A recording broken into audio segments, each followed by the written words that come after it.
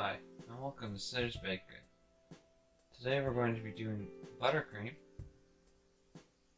I messed up multiple times on this one, so we're going to first be showing you all my mistakes, and then we're going to work ourselves into the final success.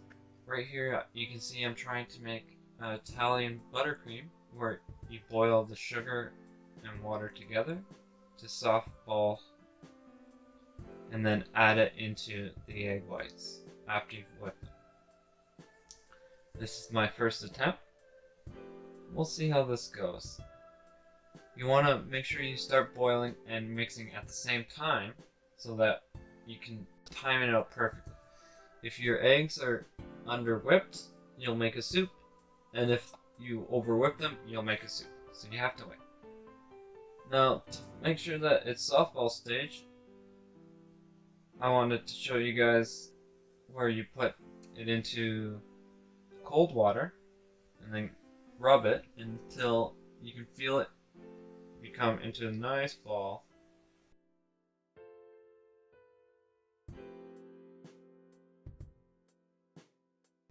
You look in there, you can see little crystal balls in there. So, oh, terrible camera work. There you go. Once it gets to that stage, you want to keep whisking your eggs and slowly add the syrup. Now, for this attempt, my first mistake was not whipping the eggs enough. And as you can see, it's a soup. Now, I keep going because I want to test if I can fix this. What I've learned is you can't.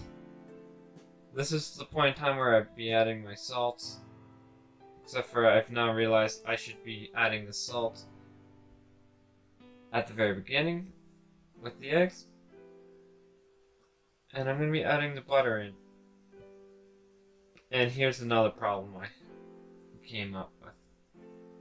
I'm using fridge temperature butter. It's way too cold. It's never going to mix in properly. You need room temperature butter to make sure that it becomes a nice, beautiful, silky, smooth buttercream. Now I keep going. I realize that it's a soup and that I need to cool it down quickly. And that's why you can see he's just throwing huge amounts in there. Don't do this. This is clearly just wrong. And I just wasted so much butter. But that's okay. We're here to learn, and we're here to practice. And just awful. I wouldn't even taste test that.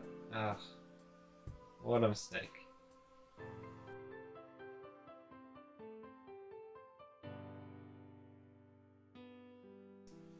Sadly, this will and only can be thrown out. And I finally realized it's over.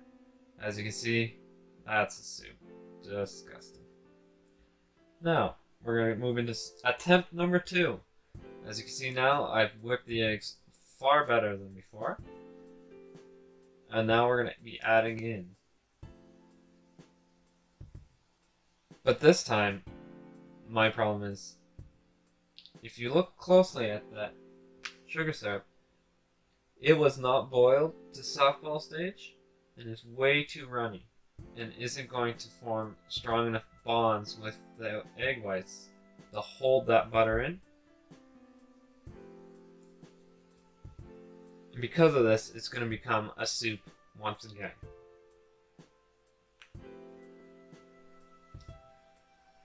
And I cannot stress this enough, but with butter, it needs to be room temperature. I tried to save myself by adding butter that I mixed on my stand mixer. But again, it was far too late. I messed up this time on the sugar part. But you'll see the difference between this attempt and the last attempt. The last attempt was super runny, where in this attempt it was far more thick, but still a soup. Now, the good news is it did taste good, but as you can see, it runs. So finally, we're going to move on to the attempts that finally worked. So I'm going to be making a French buttercream and a Swiss buttercream. For the French buttercream, we're only going to be using the yolks, and for the Swiss, we're only going to be using the egg whites. The French buttercream is the best tasting buttercream around. It is perfect for cupcakes, but terrible for decorating cakes. It cannot hold its shape, and that's where the Swiss buttercream comes in. It is still a very great tasting buttercream, but still has that strength to cover a nice cake without melting off. The French buttercream is also good for fillings too, just not for covering or designs or buttercream flowers or anything of that sort. Okay, and we're going to be starting with the Swiss buttercream. The difference between the Swiss buttercream and the Italian buttercream is instead of boiling the sugar and pouring it into the egg whites, we're going to put the sugar into the egg whites and slightly heat it over bain-marie. This makes it a lot easier, but slightly less strong. But not at all strong enough for me to be worrying about it. It will still hold itself beautifully on a cake. We're going to salt it right now. Always season everything you do with a pinch of salt. It always makes it better. So we're just going to mix it up over top of this pot of boiling water. Be very careful. Always be mixing it while it's over the pot. You do not want to cook scrambled eggs. That doesn't taste good. So we're just going to keep mixing it, You just saw me pull out my candy thermometer. And we're just going to use it to make sure that I get that 60 degrees Celsius. The other way you can test it is by poking the back end of your finger in, and if it feels just slightly warmer than your skin, it's perfect. So I'm just going to test out that heat, and I'm going to take it off the heat so we don't make scrambled eggs. And as you can see, 60, slightly under, but that's okay. So we're going to start whisking those eggs, and while we whisk those eggs, I'm going to measure out the butter for both the buttercreams. I'm going to be using half a pound for each one. Now this time I fixed my huge problem, which was room temperature butter. Look at that, beautiful. You can poke your finger through it. It's going to make it super easy. Now, once your egg whites have reached stiff peaks, as you can see, like beautiful, strong ring. Now we're going to turn on that again and add large, well not too large, smallish chunks of butter. Slowly and slowly. Keep going. Make sure you scrape down your bowl if the butter gets stuck on the sides. And let it go. I added the butter a little too quickly, so to fix this problem, you can torch the bottom just slightly, let it heat up a bit. There we go. And that will melt the butter just barely and make your buttercream smooth again. Now, this does have less volume, but oh, look at that beautiful buttercream. I'm just going to put that on the side and then start on the French buttercream. I'll show both of them at the end.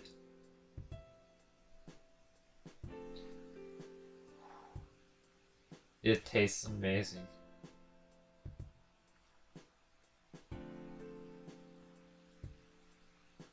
Now, with the egg yolks, we have to do the same thing we did with the Italian buttercream that I kept messing up on, where you boil the sugar with the water to make a syrup that you'll be pouring into your yolks. Because yolks don't have the strength as whites do, you can't do the same thing you did with the Swiss buttercream. You have to do it this way. Make sure you get all that yolks in there. Because you're using only yolks, this makes it super rich. The best tasting buttercream by far. Now we're just going to put it on medium. I got myself a nice handy dandy thermometer that beeps when it gets to the temperature you want. We want 235 Fahrenheit. That's softball stage. Once we get that, we're going to pour it in slowly. Make sure you don't pour it all in at once. We don't want to cook those eggs too quickly. And we're just going to mix it on high now. If you don't do this, the eggs might cook and make scrambled eggs, and that's gross. Now we're going to keep whisking, and it becomes this nice, beautiful pale color. It's going to be, well, this thick, so it still pours, but holds its shape nice and well. Now, make sure you have your room temperature butter, and we're going to dice it up and put little chunks in at a time. When you're adding in the butter,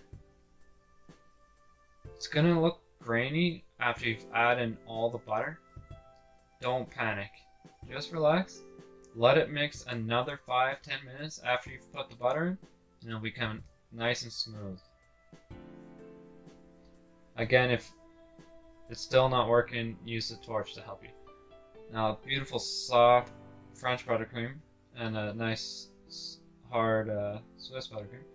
Beautiful tasting. Perfect for fillings and for cupcakes. And the Swiss buttercream is nice and tough, perfect for decorating cakes. Nice, beautiful white color. Now, this is how they turned out. I'll be using the French buttercream for fillings and cupcakes. The beautiful white color for the Swiss buttercream is perfect for if I want to change the color into anything else.